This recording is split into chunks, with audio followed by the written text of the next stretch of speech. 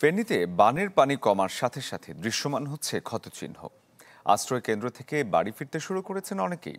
ফুলগাজী এবং পরশুরাম এলাকায় পানি অনেকটাই নেমে গেছে। এসব এলাকার সড়কগুলোতে ক্ষতিগ্রস্ত হওয়ার যাতায়াতে চরম দুর্ভোগে পড়েছেন স্থানীয়রা। আবার সদর উপজেলা এবং দাগনভূঞার বেশ কিছু নিম্নাঞ্চলে পানি রয়ে গেছে। এলাকাবাসী বলছেন পানি বের হওয়ার পথ না থাকায় সেগুলো এখনও স্থির রয়েছে।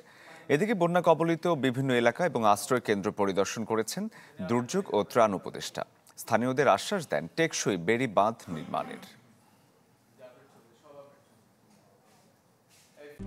RICL TMX, যুগের পর যুগ স্থাপনা থাকে মজবুত।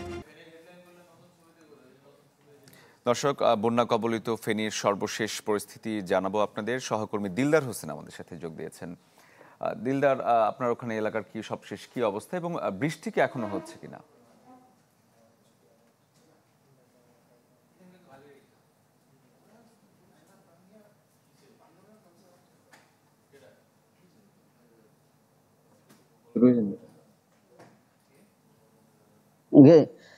ফেনীতে গত 3 দিন যাবৎ বৃষ্টিপাত না হওয়ার কারণে পানি অনেক এলাকা থেকে পানি নেমে গিয়েছে, কোথাও আটকা পড়ে গিয়েছে পানি।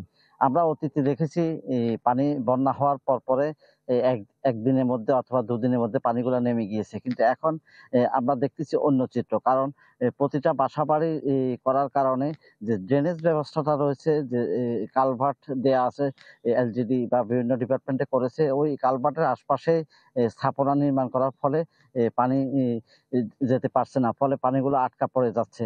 এই সরকার প্রয়োজনীয় ব্যবস্থা গ্রহণ করা না হলে তাহলে বন্যা বা কোনো বৃষ্টিপাত হলে শুধু শহর না, গ্রাম অঞ্চলগুলোতেও পানি আটকা পড়ে যাবে।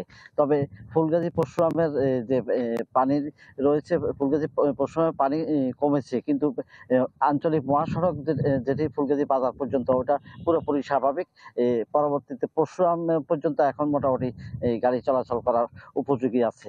তবে এই পানিগুলা কিন্তু সদর উপজেলা এবং দাগনভূঞা উপজেলা এবং ছাগলনাইয়া হয়ে সোনাগাজী হয়ে সমুদ্রে চলে যায়।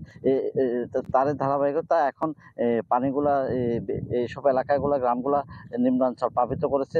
তবে আমরা দেখেছি পানি নামার সাথে সাথে যে ক্ষত চিহ্নগুলা, সড়ক, প্রতিটা সড়কে ক্ষত চিহ্ন দেখা যাচ্ছে। সড়কগুলা নষ্ট হয়ে গিয়েছে। বাসা বাড়িতে তারা পরিষ্কার পরিচ্ছন্ন করছেন আমরা দেখতে পেয়েছি, এবং অনেকটা বিরক্ত স্বরে তারা বলছেন যে প্রতি বছর 7-8 বার করে তারা পানিতে ডুবে। আর গতকাল ত্রাণ উপদেষ্টা এসেছিলেন, ওনাকে এইসব বিষয়গুলা স্থানীয় এলাকাবাসী জানিয়েছেন, যে টেকসই বাঁধ নির্মাণের জন্য দাবি জানিয়েছেন।